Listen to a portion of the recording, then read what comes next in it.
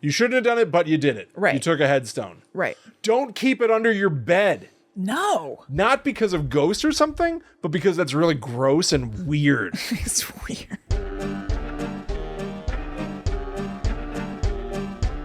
Hello, welcome to Guide to the Unknown. I'm Kristen. And I'm her little brother, William. And this week we are taking a trip to Illinois to see what kinds of ghosts, weird people, UFOs, and monsters are hanging out there. Seems like there was a lot. Yeah. There's a whole book, in fact. Yes, that's right. So Weird New Jersey is something that we've talked about on the show a lot. It's a magazine, and it's branched out into a series of different books. I don't know if they've actually done all 50 states yet. I'm not sure. But they do have a Weird Illinois, and so we use that for a lot of the source material, and thank you so much to Matthew, one of our listeners, to making sure that we knew about it. That's right. We decided on this topic last week. Mm-hmm. We recorded this show live on YouTube, youtube.com/@GTTUpod.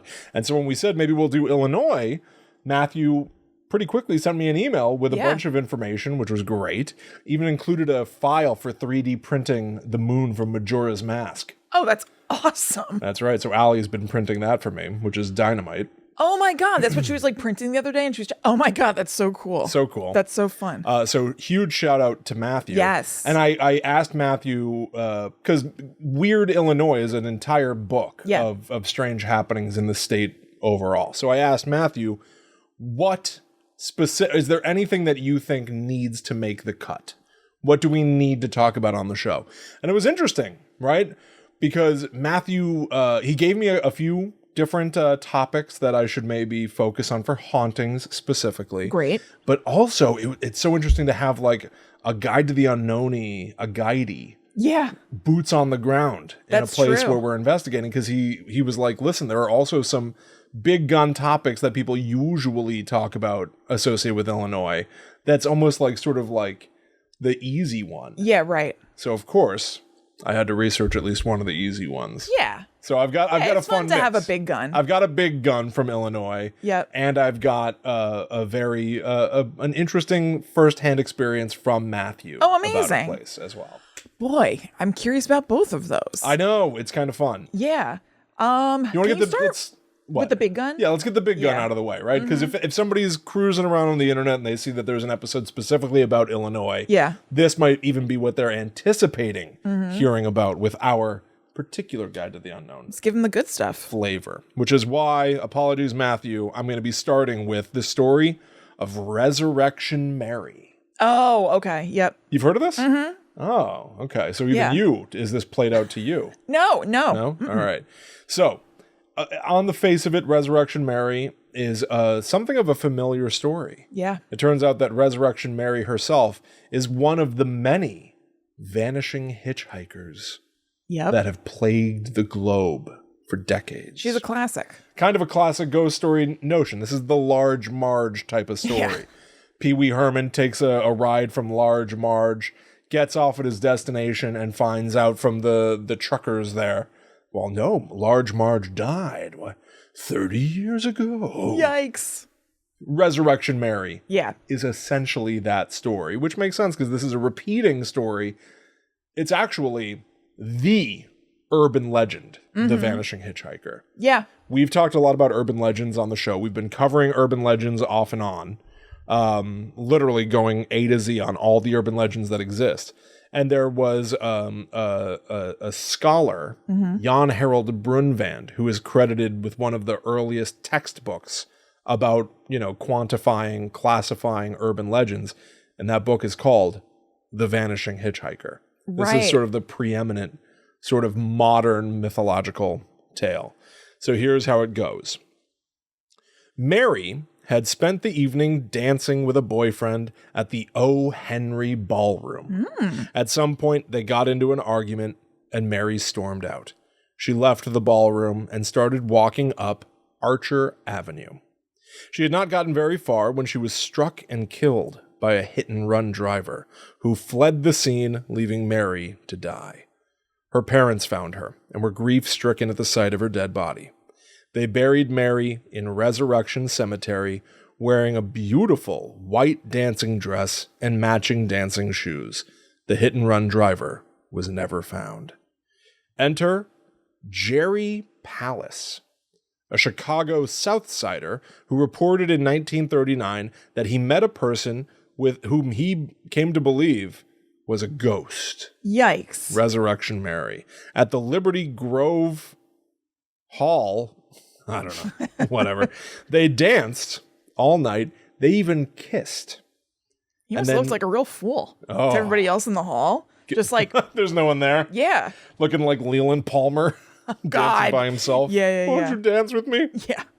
And then at the end of the night, Mary asked him to drive her home. Now, this is a direct quote from Jerry Pallas.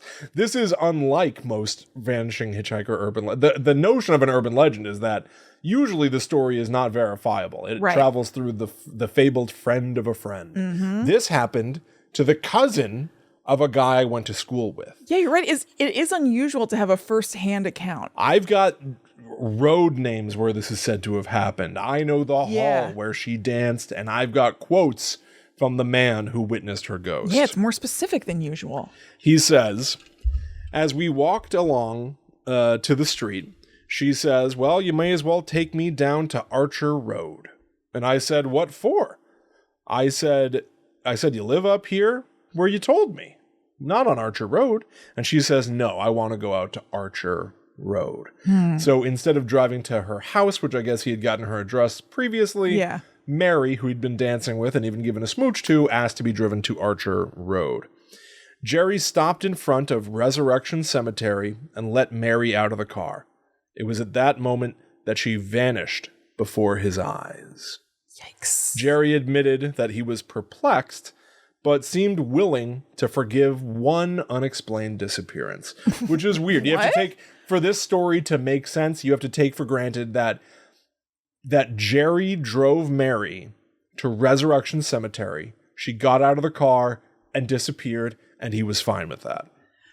I don't understand. Why is he saying you can forgive one disappearance? Did he think she stopped, dropped, and rolled away? Maybe it was so dark that she vanished from sight quickly. Right. That we're dealing essentially with the notion of mental backflips to convince herself she didn't blink out of existence. Yeah. The one thing I know for sure is that she didn't blink out of existence and that she's not a ghost. She's definitely not a ghost. All right. Mm-hmm. So the very next day, Jerry drove to the house where Mary had said that she lived. Jerry found the house with little trouble. A woman answered the door and identified herself as Mary's mother.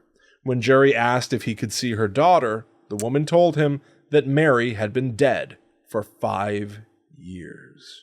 All right. It then dawned on Jerry that Mary was no ordinary woman. So, a lot of this story is being relayed to us through a guy named Richard Crow. Mm-hmm. He is a historian, something sort of captured the story, and he explains it's then, Jerry said, that he understood why the woman he was dancing with that night was ice cold to the touch. Oh, God.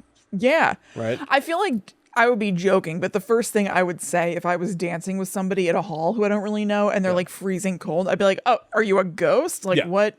Absolutely. Yeah. What, are you dead? Yeah. Now listen to this tag on that as well. He noticed she was ice cold to the touch. Jerry had worked in a funeral home for a while and said it was the touch of a corpse. Oh my God. But again, I guess you're just but it's not a corpse. Obviously, I'm dancing with her. Couldn't be right. Except if you're so familiar with the idea of touching a dead body. Yeah, and this feels just like that. And you've been dancing with this woman all night and gave her a kiss. I just feel like the experience of working in a funeral home and touching corpses and realizing that she feels like that would prevent you from getting to a place where you're smooching this person. I guess you would think, but maybe he was just enjoying her personality so much that he was like, I can get over this. Maybe. I don't know. Yeah. But again, these are evidently, this story was told by Jerry Pallas about a night that he spent in 1939. Mm-hmm. He would die some, 50, 60 years later, insisting to his deathbed that this was all 100% true. Some of this, by the way, is reported by unsolved.com, which is the Unsolved Mysteries website. Right. Resurrection Mary was covered by several episodes of Unsolved Mysteries. That just got canceled, by the way. It got canceled? Yes, the show and the podcast. Really? In one fell swoop? Yeah. Oh, that's a bummer. I know, that really sucks. You know, I couldn't pretend that I was completely, sold over by the modern Unsolved Mysteries. I just like the old feeling. I do too. I didn't watch all the episodes. I watched whatever we covered for the show and maybe a couple more. But I don't want it to not exist. No. Yeah, That no, it's sucks. a bummer for everybody that is a involved. bummer. Yeah, I don't like that. Especially with so many storytelling jobs, writing jobs, media jobs. They're all just tanked. That sucks. I know. That really sucks. Well, the website still exists. Yeah. And there is a comment section on it. So I immediately went to that comment section to see what people had to say about Resurrection Mary. This first comment was posted by Mary. Oh my God. Who says, I am Mary. You may not know when I'm coming, but I'm there. You drive on my street and I will see you. Good luck. Wow, very simple. Response from Matt. Okay, that was stupid. Response from Otis. I just made a note of that, Mary, in quotes. Then why'd you make a note of it if you think it's so silly? Thanks so much for the update. So greatly appreciated. These are very nothing comments. At least Mary, the commenter, had like a little bit of a storyline Kind of going. joking around, and then everybody was basically just like, Idiot. we don't joke here. I know you're not really a ghost. I know you're not a hitchhiking ghost. Calm it down. You can't pull one over on me. Yeah. And then this flies right off the handle. Drew commented very simply, why doesn't anyone set up a camera around Archer Avenue to see if you can catch the ghost of Mary on camera? Thank you. Seems like a... Thank you. I love it. That seems like a very legitimate question. Totally legitimate. Here is the response from Frank Kuzmanek. Remember I mentioned some guy named Richard Crow? Yes. Who was documenting the story? Yes. Me. It's rather long. Okay. Me. Just saying me. All you have to do is just say the words and your Me, throat me, is prepped. Richard Crow was a personal friend of mine for over 20 years. My parents, grandparents, and aunts and uncles are buried in Resurrection Cemetery. Richard had a picture of the front gate pulled apart by two hands with burn marks where the four fingers were. I personally thought it was done with a torch and car jack. Richard believed it real. I'm 64 now and grew up in Oaklawn. I was in Bachelor's Grove Cemetery. Put a pin mark on that for a moment. The first time in 1958. My parents' best friend lived in the closest house.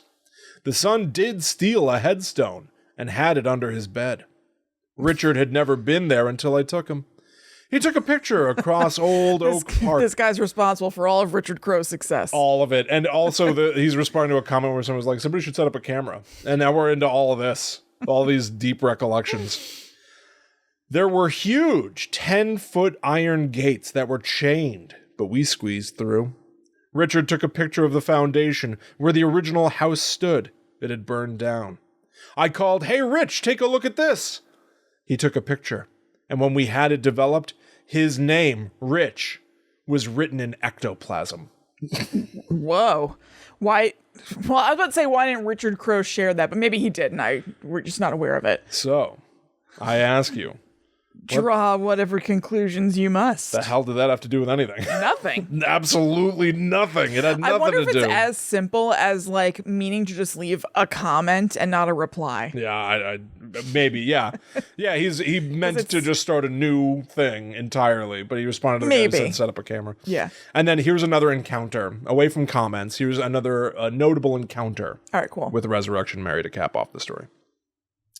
In a January 31st, 1979 article in the Suburban Trib, whatever, columnist Bill Geist detailed the story of a cab driver, Ralph, who picked up a young woman. A looker, a blonde. She was young enough to be my daughter, 21 tops. Near a small shopping center on Archer Avenue. I know, so weird. A couple miles up Archer there, she jumped with a start like a horse and said, "Here, here." I hit the brakes. I looked around and didn't see no kind of house. Where? I said. So I'm piecing this together because it's written all mushy. Right. I think she's already in the car. Okay. And she said, here, like, stop the car here. I didn't understand that either. But there's no house where she told him to stop the car. And then she sticks out her arm and points across the road to my left and says, there. And that's... Cemetery? When it happened. I looked to my left, like this, at this little shack. And when I turned, she was gone. Vanished. And the car door never opened. May the good Lord strike me dead, it never opened. Geist described Ralph as not an idiot. Okay. Or a maniac. High praise. If that's what you were thinking, that this cab driver was either an idiot or a maniac. Just get that right out of your mind. The reporter says he wasn't. But rather, in Ralph's own words, a typical 52-year-old working guy. A veteran, father, Little League baseball coach, churchgoer, the whole shot. And so that, I guess that's just another time. That it's just another account. Resurrection Mary. But she fits some like very familiar tropes, right? Like the idea of a person on the side of the road asking for a drive. I guess if you get away from the dancing all night with Jerry Tallis. That's certainly an and outlier. Clinton a smooch. That's pretty wild in 1939. Yes, in all of this, that's kind of the wild card. The rest of the time, she appears to be a classic vanishing hitchhiker, asking for a ride on the side of the road, disappears at the destination without a trace. Love it. Resurrection Mary. Cool. You gotta love it. Gotta love it. All right. You legally have to love it if you're listening. You have to love it. Yeah. All right. Well, I'm going to tell you about Charles Fort, a famous weirdo who I knew nothing about. Oh, it's a person? Much. Yes. Oh. Yes. Okay, so he was a major collector of weird stuff in the early 1900s, and he basically liked to keep company with his stuff and really enjoyed just researching oddities, except for his close friend, the author Theodore Dreiser, and his wife, Anna. He preferred to keep company with strange specimens like framed bugs and spiders on his walls. What bugs? And framed bugs. Framed buggies. And he was mostly interested in natural oddities. So anything that... He was a naturalist. He was. Maybe that's why he didn't keep too many people's company. Yeah. Because only a select few get to enjoy nature with him. Charles, put your pants on. Naturalist is like an old-timey word for a nudist. Why do you think we don't come around no more? Yeah, exactly.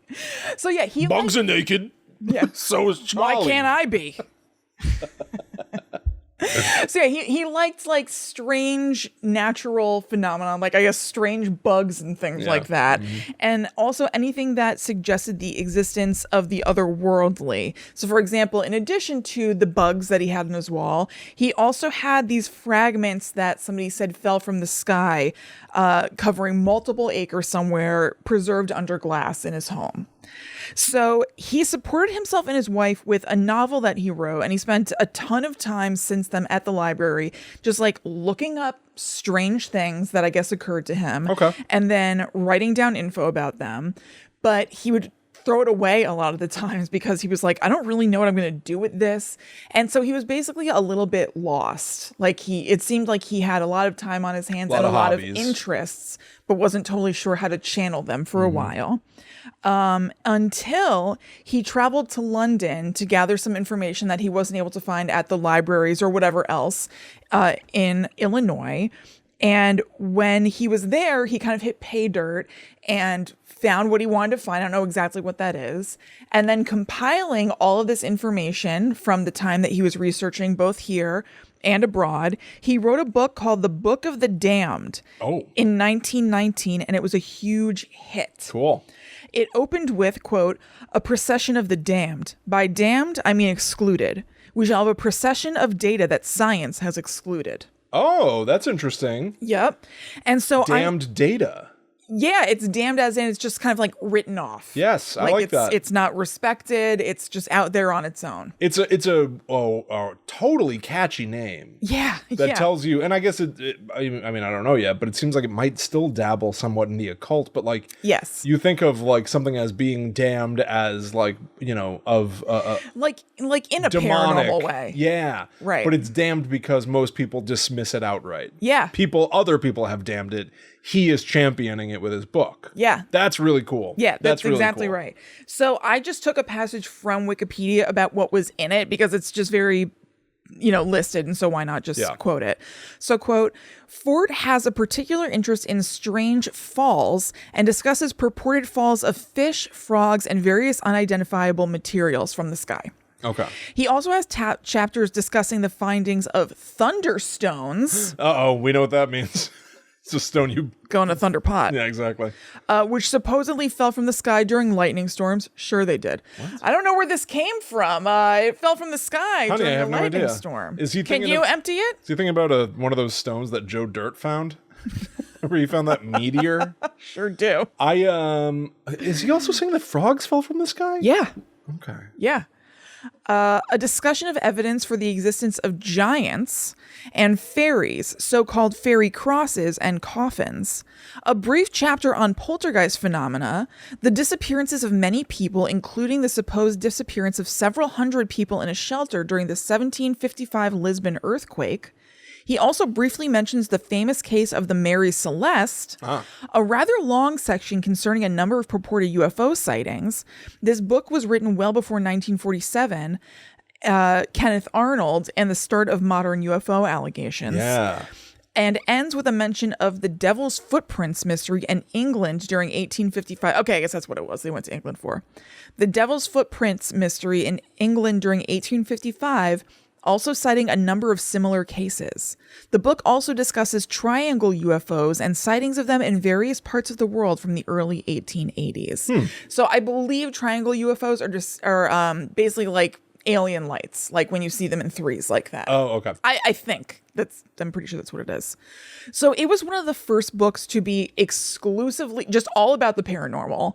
And it was very influential on future authors and future people in general, because I've known about the term of calling things Fortean. And I knew about the idea of the Fortean Society. And I knew that had something to do with like the paranormal and weird stuff, but I really didn't know what it was.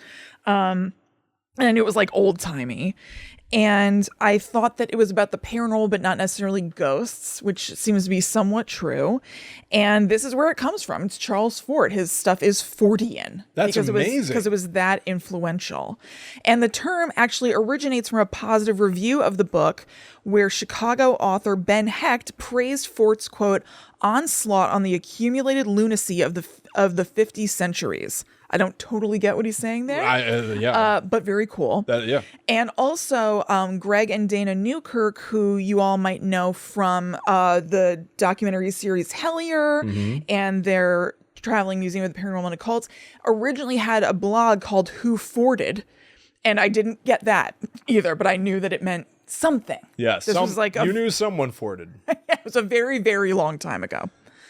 So he's almost like a forefather, a Fort father. A Fort father. You know how in Ghostbusters they have Tobin's spirit guide? Yeah. Right? That's what Egon reads. That sort of seems to have, is an encyclopedia of the demonic and ghosts and spirits and stuff. Charles Fort is a similar sort of like record keeper. I think somewhat. That's really cool. Yeah, it's very cool. So the Fortean Society was formed by writer Tiffany Thayer in 1931, and it was held in Charles Fort's New York apartment with members ranging from friends and then members of like the New York literary scene at the time, like Dorothy Parker. But he actually wasn't a member of the Fortean Society, kind of strangely. First of all, he was skeptical of all authority, including his own. Me too. And I guess he didn't want to be like the bigwig of it. And he also wasn't in great health at this point. So he was letting them use his pad. I think, from what I understood, I think he also had another place in Illinois still at the time and had a New York apartment. So that he let them use that for meetings, but he wasn't there usually. Yeah, okay. But he knew fully about it and he really liked that they did it. And he was like kind of amused by it because, I mean, it's got to be so weird to like write a compendium book of stuff that you just think is really cool and strange and probably goes beyond that. It seems like he was like really captivated by this. It's kind of how he spent his days most of the time. Yeah. And even traveled to London. He was channeling a genuine interest in all of this stuff and found a practical way to output it. Right. And Yeah. so to find people who take it so seriously, and I mean, they didn't take it like deadly seriously, like it was a religion or something, but they loved it. Yeah. And to form something called the Fortean Society that's about you, it's Yeah, got to be like, what? That's really crazy. Okay. Yeah, You can totally. use my New York pad, I guess. By all means. Yeah. So their aim, the whole point of the Fortean Society was to spread Fortean information, which was also known as Forteana. Oh. And they printed a newsletter called Doubt, where different members took turns as being the editor. Years after it petered out, the magazine The Fortean Times was started by Bob Rickard after he discovered Fort's work in college in the 60s, and it continues to this day. There's a Really? magazine still called The Fortean Times. That's really cool. Yeah. Wow, I had no idea. I didn't really either. Like I said, I knew the words Fort and Fortean were some sort of thing, but I had no idea beyond that. There are so many people who have like chased these exact same Yeah. topics and subjects and stuff. I mean, it's fascinating. Well, we've been assembling our guide to the unknown here, right? Like Yeah. we've put years into talking about these topics on this show as well. Yeah, it's totally true. Where's the society growing around us? Society of the Little Guideys. The little guideys. Yeah. Please. And they don't have we don't have a cool apartment for you to hang out in, but we do have the internet. We do. You can use the internet. Yeah. We have let you use Discord. it. Absolutely. Yes. Yeah. Actually, you know what? Yep. Before we move on into our next Please. topic, why don't we follow that little down the rabbit hole there? Let's.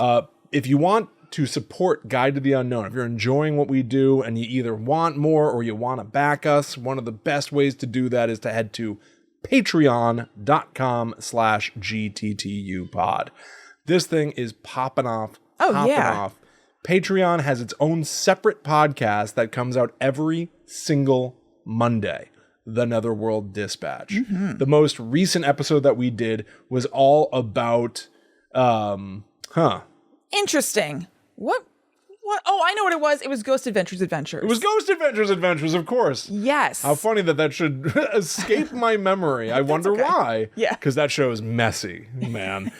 crazy. We have so many episodes of Ghost Adventures on Patreon now where Yep. Kristen and I watch the original Ghost Adventures episodes, talk about them with each other, and we just recorded a brand new one and released it all about Eastern State Penitentiary. Yeah. Go check that out. Our Patreon has a number of different tiers. You're going to find something that fits you. It's basically guaranteed. Yeah. There are hundreds of other people there. You get access to a Discord where you can chat with everybody. Yeah, people are talking every day about spooky stuff. There's a cool essentially like a listener stories channel in there called Spooky Stories to Tell in the Dark. Yep. And then there are channels for book and movie and TV and music suggestions. There are channels that are just people kind of like comforting each other about stuff. There's a good vibes channel where it's just people being like, hey, this cool thing happened, or like, I could use some good vibes on this. Totally. And it's a really, really nice place. It genuinely is. It's a really cool community full of really, really great people. Yeah. Guide to the Unknown has been so much fun to do, and a big part of it is the community that has sort of sprung up around us, which the people is lovely. Are really cool. Yeah, absolutely. Which is great. So go check that out. Join in patreon.com/GTTUpod and enjoy all the extra shows that come out there. Enjoy the spoils. Please do. Yes. You could also leave us a review on Apple Podcasts or Spotify. We're on the road to 1,000 Sure, on Apple yeah. Podcasts. I would love to get 1,000 reviews over there. I would just like us to have 1,000 reviews because it would please me. Totally. So yeah, if you could have and we have around 850 something right now. So if you have the time, we would really, really appreciate it. And if you like us. That's don't want a baddie. very important. Yeah. We could get 1,000. We really only need 150 reviews. Good, bad, whatever. Yeah, no. The most Good scathing ones. 1-star reviews, please. And I'm going to hit you with something real quick off the top of my head, Chris. What? I'm not ready. Mind. Let's talk about YouTube for a quick second. Yeah, sure. We put out a video version of this show every week, but by far, this show lives, breathes, and thrives as an audio podcast. Yeah. People still want that YouTube show? Without question. Should that change? Should that change? YouTube.com/@GTTUpod.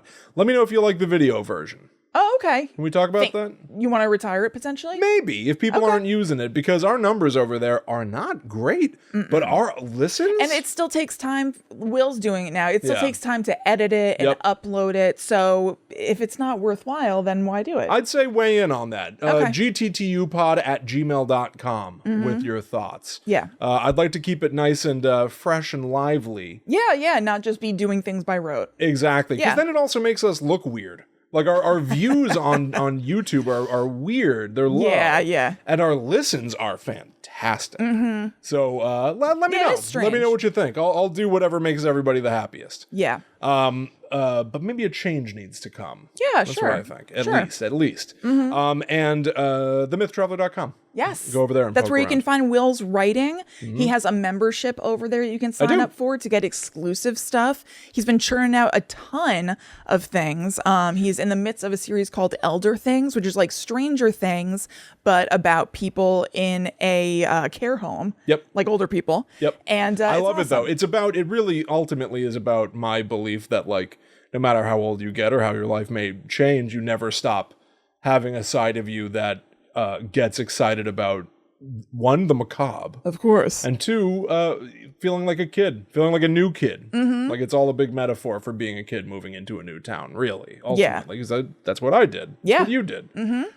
So go check that out, themythtraveler.com. And while we're on the subject of talking to the audience, Yeah. I feel like doing a live stream where I read some of my stories. Okay. Would people be into that? A little I read, maybe take a break, give some commentary. I think that might be kind of fun. Keep your eyes peeled at the Myth Traveler. I might schedule a stream where I read some of my articles, read some of my stories. Yeah. Maybe release them as audio versions after the fact, but really Sure. a hangout where I read and chat back with people. I think might be fun. Yeah, it'd be like an audio reading. I can't think of another word, but when you go to like a bar or a coffee shop, people can give you their snaps. Absolutely. Snap at me. Yeah. Who's to say? So Beautiful. let me know what you guys are into. Yes. And we want to talk to you about another show that is out there that I think is very worthy of your attention. There is so much to explore. Discover the pine-chilling. Discover the spine-chilling world of Creep Time, the podcast that's captivating audiences across Spotify and Apple. An irresistible blend of true crime tales that has earned its reputation as the juiciest true crime podcast of the year. Get that juice. Oof. In just 6 months, Creep Time, the podcast, has skyrocketed into the top 10 of true crime podcasts in the United States, and the stories are only getting eerier. Starring Silas, Dean, and Stu, they come out with new episodes every Friday, diving into all things chilling, mysterious, and unexplained. Yeah, I want to mention they do true crime, but they do a lot of just sort of like mystery stuff as well. So if true crime isn't your bag, there's still something on Creep Time for you to be interested in. So just kind of like give the feed a scroll. Fans are calling it engaging, comedic, and bone-chilling. So make sure to go listen to Creep Time, the podcast, this Friday for an all-new episode, and don't miss the hype. We come out on Fridays. I know, yeah. You could have a double feature every single Friday. Not bad. Not bad at all. Go check it out. Get the juice. Get the juice. All right, let's talk more about some Illinois scary stuff. Yep. I talked about Resurrection Mary previously. That's like the big gun, it seems. Maybe the most well-known ghost story in all of Illinois. Now let's get to one that Matthew told me about in his email that I did not know about, and it's very interesting, and he's got a personal experience with it. We're going to talk about Bachelor's Grove. This is in Midlothian, Illinois. Cool. Sounds like some sort of like a Middle Earth. It does. Midlothian. This is a teeny tiny graveyard that was first established in 1844. So small that Matthew says that you can stand in one corner of it and still see all three other corners. Oh, wow. Like it is all in one location. He said that it's like the size of two suburban home, like just side by side, like two houses side by side. That's the entirety of this graveyard. Yeah. And yet, as small as it is, it appears to be densely packed with ghosts and activity.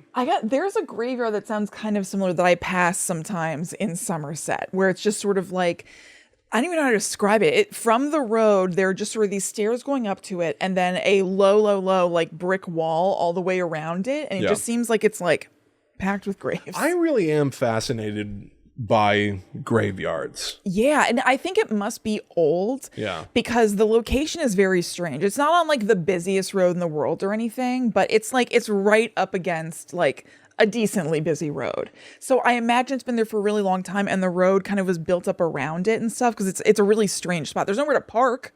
Yeah, exactly. You know? Well, we also we do live on the East Coast, where, you know, it's one of the oldest parts of the country, as we think of the United States, you know, being founded just a few hundred years ago. Right. Obviously, it's older than that. Right. But like, there are these old graveyards that would have just been like, man, what, you took a horse and buggy to get here, I guess. Yeah, totally. And then society has just developed around it. Well, the grave of Mary Ellis in the parking lot. Yep. Like, that's crazy that there's one grave in the middle of a movie theater parking lot. It's bonkers. And actually, I'm pretty sure this was happening in our Discord. I'm like 99% sure. Somebody went, this is so vague, but somebody went somewhere and there was a cemetery. Then I think they took pictures of gravestones and they were sharing them. And somebody else said, oh, did you do any grave rubbings? And they said it's actually not allowed here because the graves are so old that you could degrade them by like using paper and a crayon or whatever you're going to use and going over it. Yeah. Like, there are just some really, really like old things here. That's interesting. Yeah. That's really interesting. We used to do grave rubbings in preschool. Yes, in preschool. Can you imagine? I know. It's great. That was an activity that we did at Christ Church Preschool. In Reading, Reading, Connecticut. Yep. Old oddities. We had them for a long time. I don't know. I think they got lost to time. Yeah. No, I'm sure they're somewhere. I don't know. They got to be somewhere. All right. Anyway, I'm sorry. Let's get back to Bachelor's Grove, because my mind is spinning. I'm thinking about like taking trips. How can we cover graveyards as well without being exploitative? Is there a fun angle to talk about? I know. I'm sorry I'm going off on a thing again, but it's about graveyards and stuff. Like, so there's a big church by me. It's like a big Ukrainian church. Yes. And it looks really beautiful. And I think it has a really big cemetery, and that looks quite beautiful too. And like the little goth girl I am. William, we missed World Goth Day, by the way. What? It was this week. Do you think we're goth, everybody? As long as we're asking questions. Are Kristen and I technically goth? Ryan calls me goth all the time. I only wear black. You're in a white dress right now. I know. I told Allie I'm trying for the summer to get lighter color-wise and material clothes so I don't die like I do every year. Yeah. I know I'm a woman in white. But anyway, I was like, oh, it'd be kind of cool to take a walk in this cemetery. It's like really big. And then I was like, well, I don't know if that's weird and like disrespectful that I'm just like taking I really don't want to be an exploiter. I like telling stories, and I like being curious and you know, poking and prodding this stuff. I don't know if it's cool for me to be power walking around just because I like gravestones. I guess. And then I was like, maybe it would be nice if I like brought like a picker-upper and I could pick up like garbage and like clean it up a little bit at the same time. I wouldn't be against that. We've been talking about trying to instill in Zoe some sense of like cleaning up your environment. Oh, so I could take her with me on a little graveyard walk where I pick up.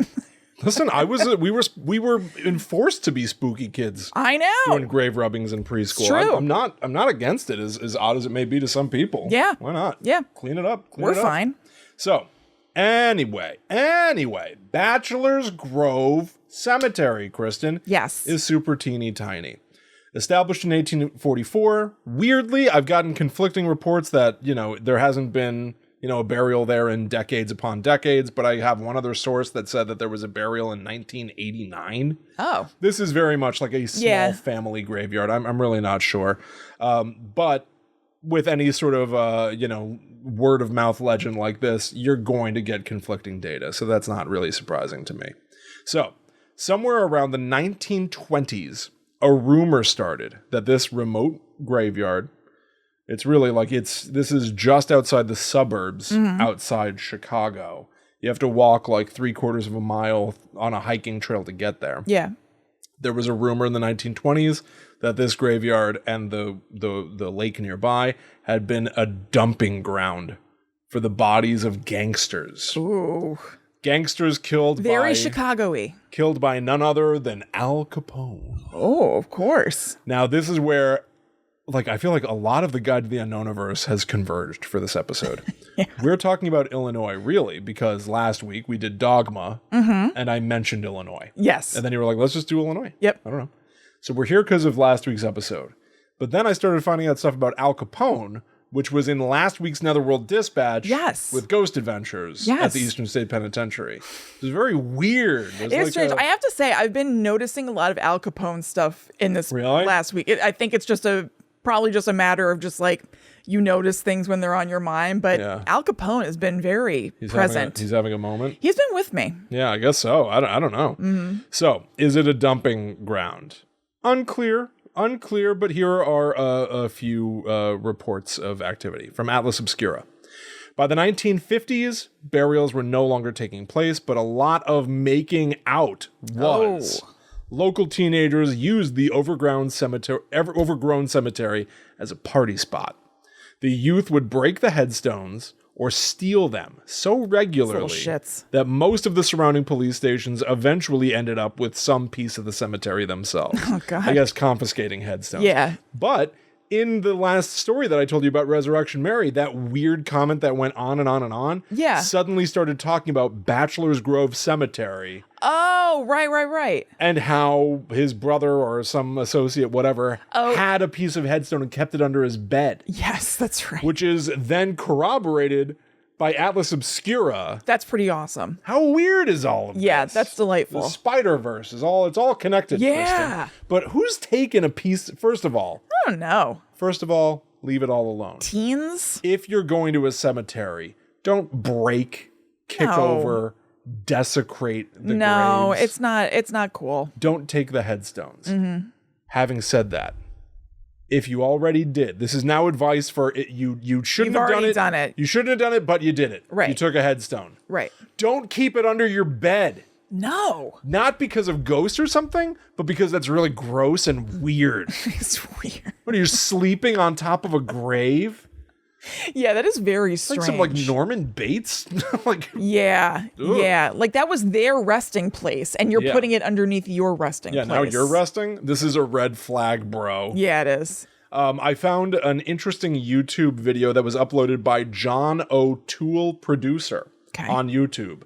78,000 views, 87 subscribers. Okay. It's like the inverse of us. Yeah, I know, right? It's weird. So he's this guy is sort of doing like a walking tour of the cemetery, which was really fun. And honestly, it started giving me pangs of, again, Reading, Connecticut, because even though we're talking about Illinois, it was like walking down a trail in the middle of nowhere, and then you find a very, very old graveyard, and just like seeing the stones poking out of grass. I don't know. It is. Connecticut. So he's describing that not only is the cemetery said to be haunted, the path to it is haunted as well.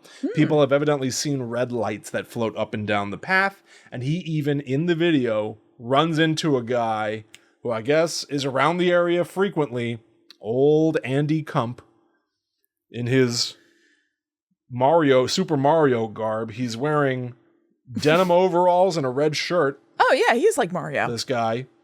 And they talk a little bit about the history. We'll hear more about Andy Kump in a few. Right. But here are some of the supposed hauntings that take place in Bachelor's Grove Cemetery. The Madonna of the Cemetery, also known as Mrs. Rogers. Oh. Hey. She is said, this is a woman in white, much like you, Kristen. Yeah, I know. She is said to wander around the cemetery with her young daughter, hand in hand through the cemetery. There's even a photograph, supposedly, of the Madonna of the cemetery sitting on like a headstone, a short headstone. Cool. But a lot of people say that clearly this is proof that she is here, because there is many of the gravestones are so old and destroyed. Yeah. Or, too many rubbings. Too many rubbings, Kristen. Yep. A lot of them are illegible, or if there was some sort of a placard on them, maybe the family moved them years ago. But there is a small gravestone that can be read perfectly clearly. However, no identifying information, no name. It simply says infant daughter, which is very sad. Yeah. But so people come and they evidently leave offerings of toys and stuff all around this grave. That's nice. And so it is heavily theorized that maybe this child is the the child that Yeah. is seen with the Madonna of the cemetery walking hand in hand in the afterlife. There are evidently claims of grave robbing in this area, so much so that slabs of concrete have been laid across several tops of the graves, sort of to like presumably just like prevent anybody from being able to dig down. Yeah. Which is a sad, messed up thing to have to resort Yes. to. It's claimed, this is a weird one, that there's a phantom farmhouse in the area. That on the outskirts of the cemetery itself, some people have claimed that they're like, yeah, there's that house that's just off the side. And other people are like, what house? What house? No house. Oh. No house. Yeah, that's an unusual one. Super unusual, to the point that the only other one that I can think of is Rustin Parr's house. Yeah, in the Blair Witch. Yeah. Which is, the Blair Witch lore is sort of like everybody sort of has added their piece as they go. Yeah. And then at some point I was part of the team that inherited the mantle. That's right. We made a game for Hunt a Killer. Mm-hmm. And some of that element of the house appearing in different locations, I believe, was part of our game. Yeah. Which is interesting. So that's the story of the graveyard itself. There's also an ambiguous mention of somebody seeing a two-headed monster. Oh, okay. Man, there's a lot of stuff going on here. A lot. That's what I'm saying. It's small, but dense. But mighty. Mighty. But even still, I tried to look up more. Like, somebody said they saw a two-headed monster. What do you mean? Yeah. Two-headed ghost, and that's as far as it went from what I could find. That happens regularly. Several people just saying, and somebody saw a two-headed ghost. Right, and that's all there is to it. That's it? Much. We're not going to talk more about that? Yeah. Elaborate, please. Thankfully, I do have some other comments from people. Excellent. Which I love. Yeah, always. So this is posted by the Psycho Sound Scientist, who says, the Phantom House has been seen in several different spots. In the mid-60s sometime, my dad and his buddies went out there at night and saw it in the actual cemetery itself as they stood by the entrance. He described it the same way as everyone who's witnessed it. A white 2-story farmhouse with a porch swing.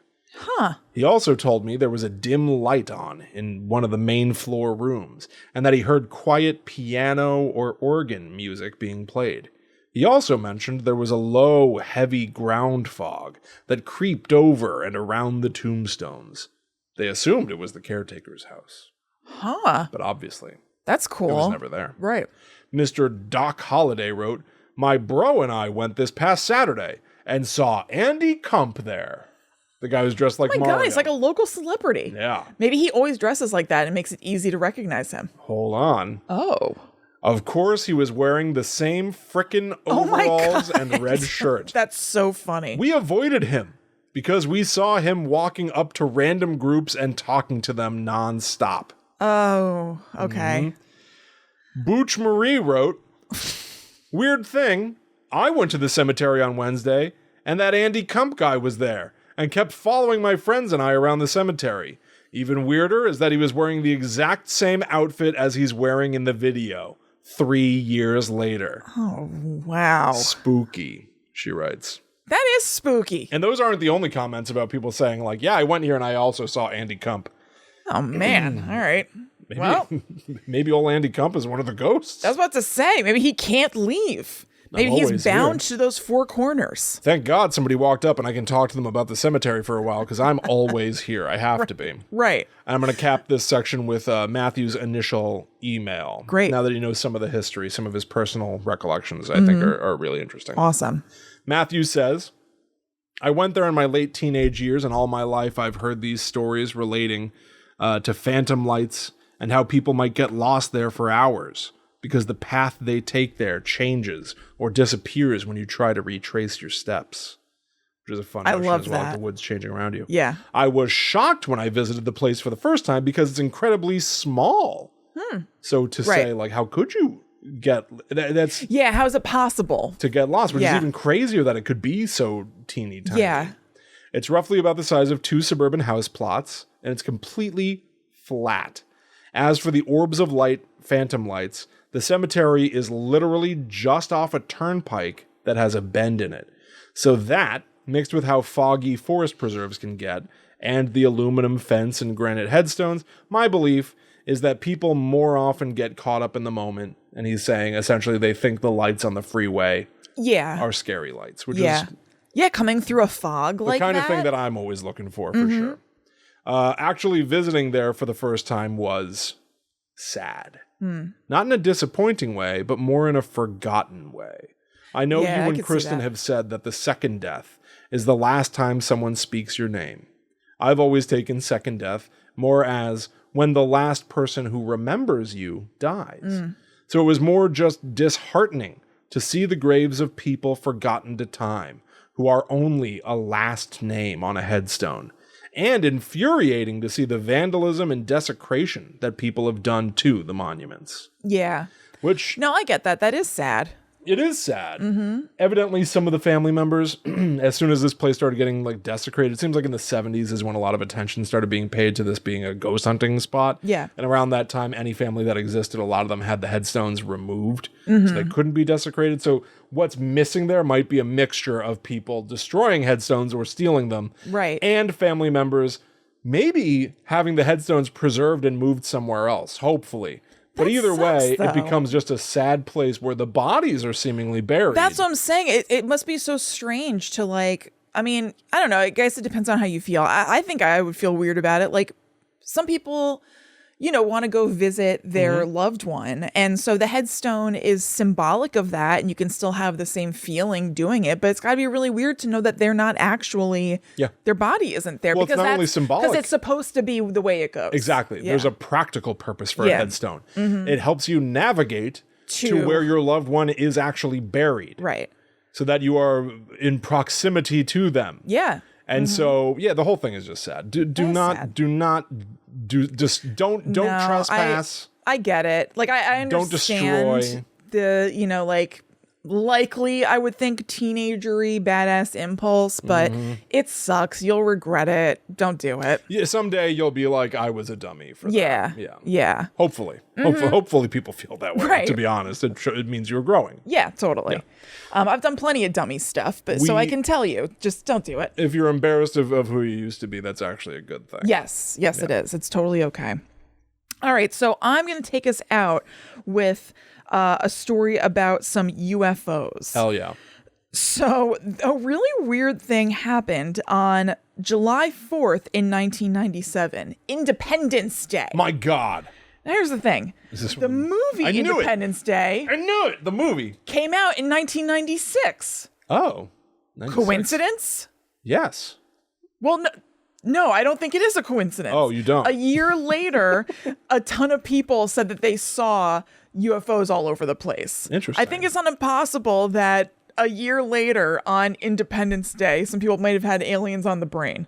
That was a Right. It's on humongous VHS hit. now or something. Yeah, exactly. Yeah, like right. it's just enough time for it to be on home video. And And it was huge. it was huge. It's huge. I cried in the movie theater. Had to be Too removed. scary. Too scary. Yeah. Independence Day is sweet, Brent by the way. Spiner being smushed against the glass and an alien Honestly, talking that is to him very scary. made me cry. I was 10. Yeah. Too scary for That's 10-year-old Willie. Very scary. So basically a ton of people saw the same thing on this day. So it is kind of harder to just like bat away as being like, oh, it's just because people love Independence Day.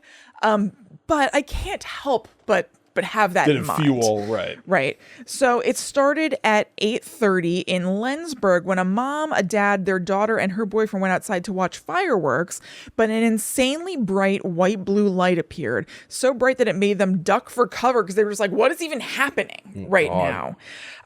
Then they saw a big electric blue ball move quickly east to west, totally silent, but really big and really fast. A big blue ball. Okay. Yeah, very strange. So it's weird it's hard to like picture It almost, is. right? Like it's Yeah. light without a machine making Yeah. the light. It's just a little sun, like the sun. Yes. I remember in the new Unsolved Mysteries in an episode about UFOs, somebody described, and they did a reenactment, and it was like really cool looking and a little freaky looking, that, there were these humongous lights, like basically in their backyard, but it was totally silent, which is just so at odds with what you think creates giant lights like that, like electricity. Even if it's not really loud, there's just like an even under the radar hum that you're just kind of aware of. And they said it was just like as silent as like any night where nobody else is outside would be. Like a But they're, balloon on the breeze. Humongous lights. That's bizarre. Very strange. So there's kind of like a whole timeline here. So that was at 8:30. At 9:15, there was another family checking out fireworks when they saw this big bright flash coming down from the clouds. And then they realized that it was a solid bluish object. And then it went straight down, disappearing below the horizon line. And they were just like, well, what the hell was that? Then a few minutes later in Granite City, there was another group that saw the same thing, but saw it moving east to west once again. A little later, around 9:35, there was a family that was on their way to St. Louis from Fairview Heights when they saw a similar object, now with a wispy blue tail. It was seen over Millstadt around the same time, where a witness said that it suddenly vanished with a red flash. Then in Belleville at Southwestern Illinois College, hundreds of people saw something weird all at the same time. It seems like a lot of people thought it was a firework that didn't explode. Like, one of those just goes up and then it just like nothing happens. Before they realized that it was way too big to be that, and it was royal blue with a white tail. Around the same time, hundreds more people all at the same time noticed the same thing at a drive-thru in the same town. Moments later, people at a different fireworks display saw the exact same thing, and it continued this way. Every few minutes, people having reports of seeing a bluish white, or a blue with a white-tailed object moving east to west. And one time somebody said that it had a red outline, which seems to be like hearkening back to the people who said that it disappeared with a red flash. There's just always these things, always red, white, and blue. Whoa! Independence Day. Independence Day. Hooray! Hooray, we did it. What the hell is going on? Can you see? It's a big scary tail on a UFO as it travels so fleetly. So fleetly. Yeah. That's good. Thank you. You did a really good job. Thanks, Will. So I'm picturing the red around it, like a match burns blue and then yellow. Yeah. Right? Mm-hmm. Like, is it that? Is it hotter at its core? Right. And then red around the edges? Maybe. Yeah. I know. I don't know. I'm trying to make some mental image, some logic. Well, we can hear it from the source, because I have some stories of people who encountered different sorts of, is it even about this actual thing? Different alien life in the Illinois area. What? And let's see if they can illuminate anything for us. I don't think they'll be able to specifically answer the question of this red outline and the blue and the white, but I don't know. Maybe they can shed some certainly light onto hope this. so, Kristen. Now, before I move on, famously, I saw a UFO on the 4th of July when I was a child. What? I thought it was an oblong red thing, but I also thought later, it was the 4th of July, and I was just a kid, so I was probably stupid. Or was I? Yeah, maybe you saw this thing.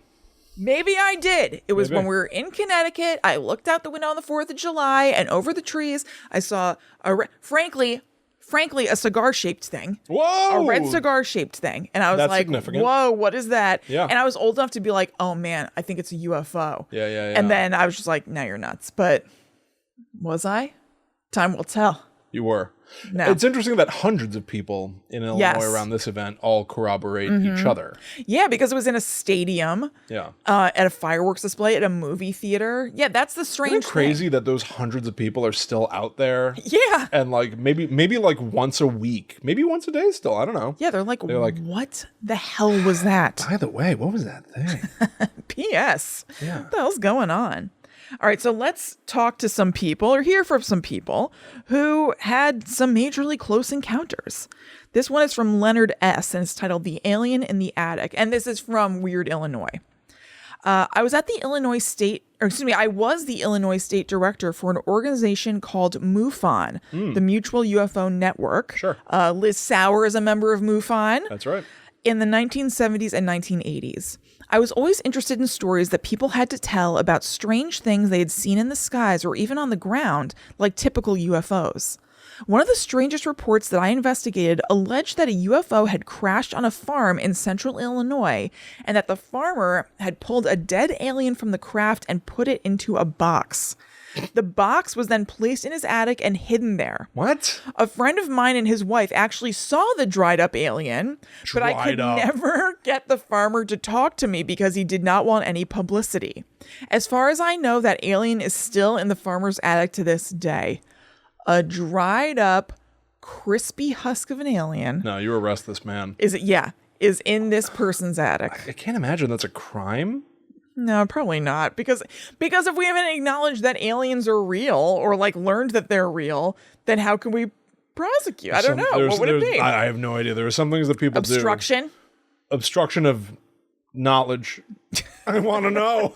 There's some things that people do where you're like, technically you're well within your right, I guess, to do that. But like, why? That's weird. That was a strange thing to do. Why? And by the way, if you don't think it was an alien, then what was it? What was it, and what did you put in a box? It has to be a crime.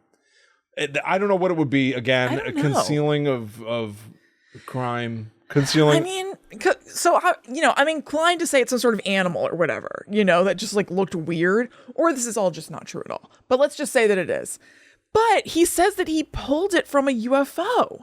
So it's not like he saw a particularly strange looking coyote. Yeah. The pulled it from a UFO of it all. Something's really amiss with this guy. Something stinks. And it might be that alien in the attic. I think it might be. Yeah, you gotta put that... Before it gets all dried out. You gotta put that thing on ice. The dried out alien. Gross. Hork, barf, absolute. Yuck. It was wet before, now it's dry. Mm-hmm. Ew. Herk. All right, this next one is titled Extra, Extra, Extraterrestrial, and it's written by Donnie W. Donnie Wahlberg? That's a great question. Yeah. William. The answer is yes. Yes. My neighbors had a weird encounter with something back when I was a kid.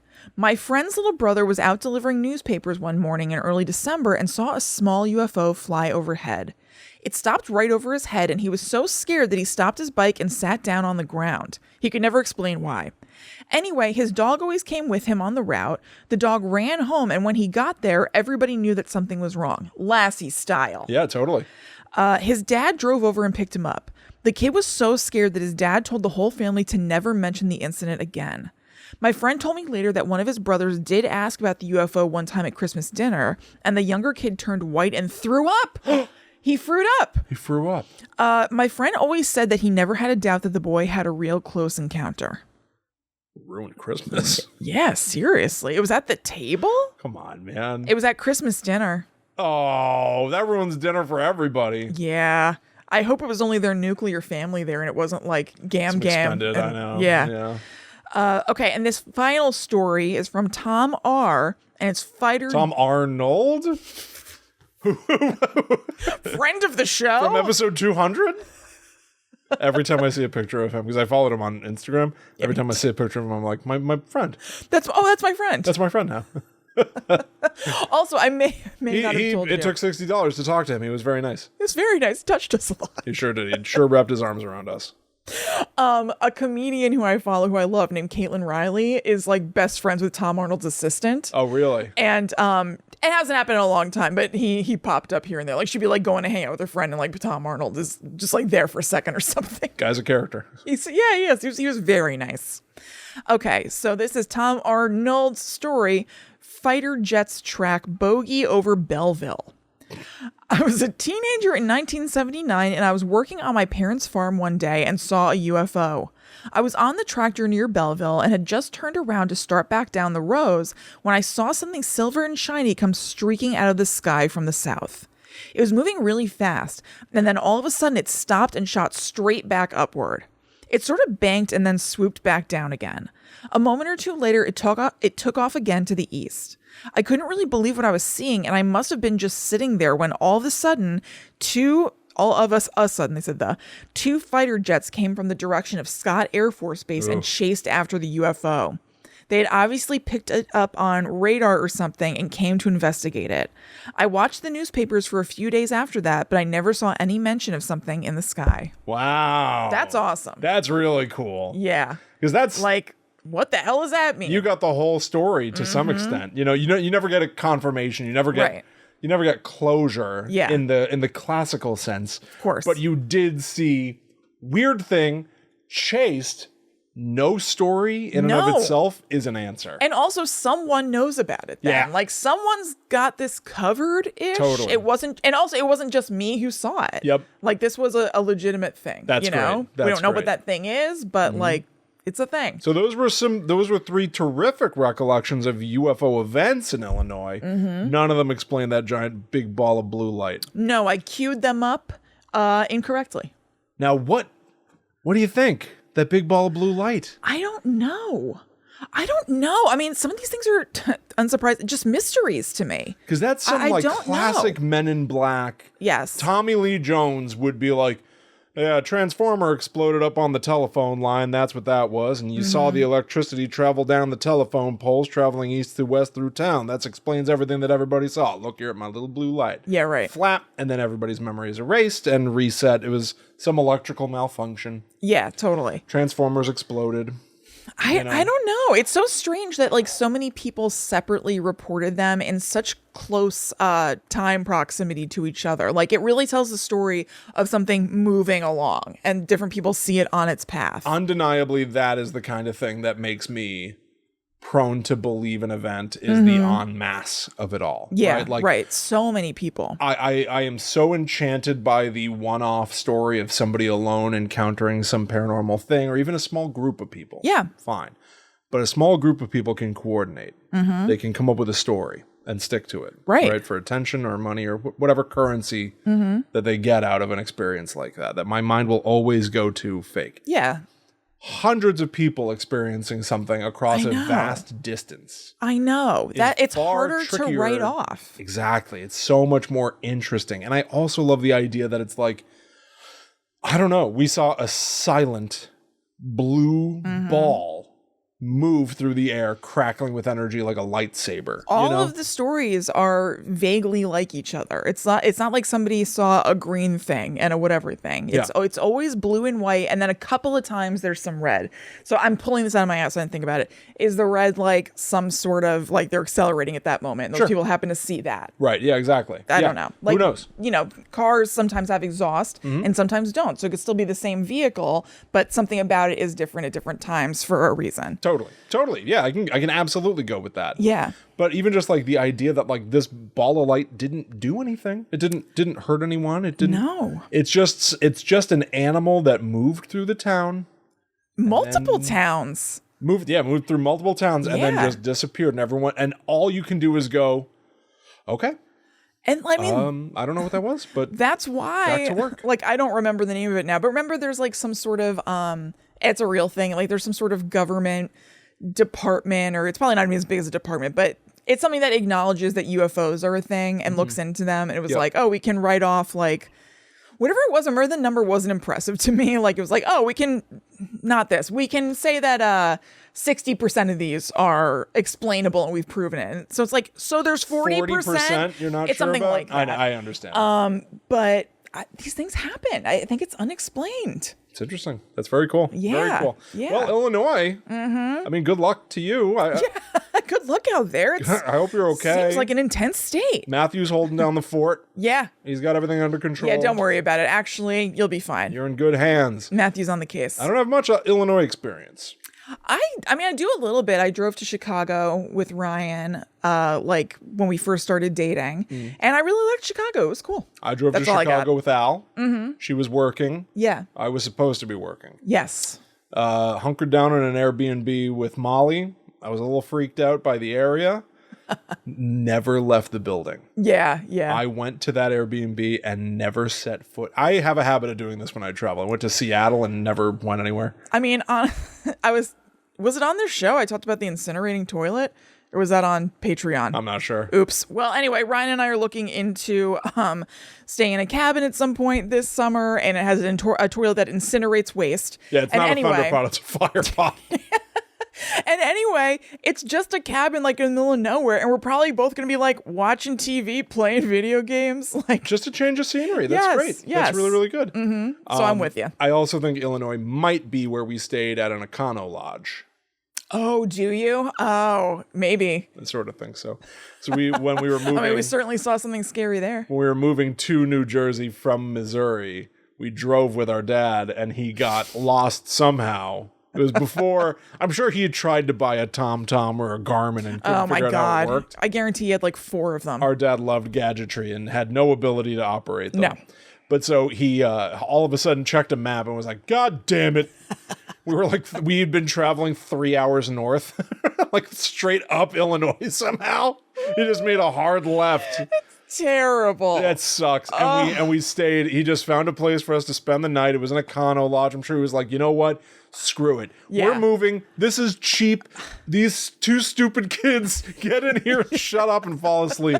And the first thing we did, because we're 2 rambunctious youths, is we start looking all over the place, looking under beds and stuff. You know, I'm thinking like, did somebody leave money under the bed? I don't know. We pulled a side table away from the wall and went, ew, look. And there was one duty behind the side table.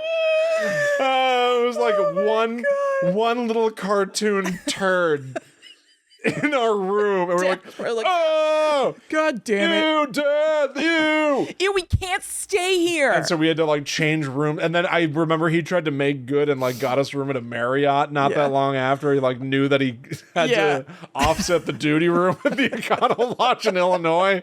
It was like, woo, there was a phantom smell in that place, I'll tell you. God. It wasn't phantom. We found the source. There was proof. Actually, that was, you're right. It took corporeal form. Quite far from an unsolved mystery. We got to the bottom of it pretty quickly. Dad paid dearly. Just fell for getting lost. Yeah. What were you thinking, Dad? Right. Please. So anyway, we've been to Beantown. Oh, yeah. No. Saw some beans there. I think it was a bok choy. All right, everybody. There you go. There you have it. That's our scary podcast. Thank you so much for listening. Hope you had a good time. Apple Podcasts, drop a deuce, leave that review. Patreon.com/GTTU pod. Have a ball. Yep. Tons of shows, more on the way. Always fun. TheMythTraveler.com. At GTTU pod. At Chillin' Kristen. At The Myth Traveler. Send us your thoughts. Tell us what you think. And we'll see you next time for more scary stuff. But until that time comes, we must travel. Back to the never. I said all that and you couldn't get the one line. Remember when I don't remember it now. Remember when we were on a Bigfoot Collectors Club? Yeah. And they have like an outro tagline too. I can't remember it now either. And they gave you the opportunity to say their concluding line. Because I've said like I listened to the show, like I really like it or whatever, and I completely choked. And then you got caught in a stinky lie. It wasn't a lie though. I just choked. Oh, it's outstanding. No, it really wasn't. Outstanding. Anyway, back traveling. to the netherworld going.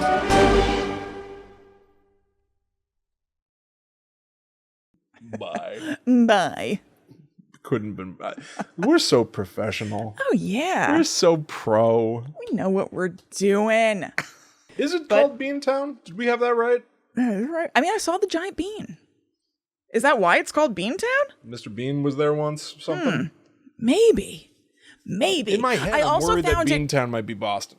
Oh shit! I think you're right. I think it is Boston. What's Beantown? Boston baked beans. Beans. Oh, the Windy City. Well, beans. Yeah, that's true. Go hand in hand. That's a good point, Will. So I think that we're just looking at things and seeing, where they would originate. Yeah, the big bean. Yeah, Michelle says Boston. I knew it was Boston. I blew it. Yeah, that's all right. I'll screw it. Well, I jumped right on board and I started calling it Beantown. Beantown. I don't know. They got beans there. Yeah. Don't act like you ain't got no beans. You know you got beans. You know you got beans in there.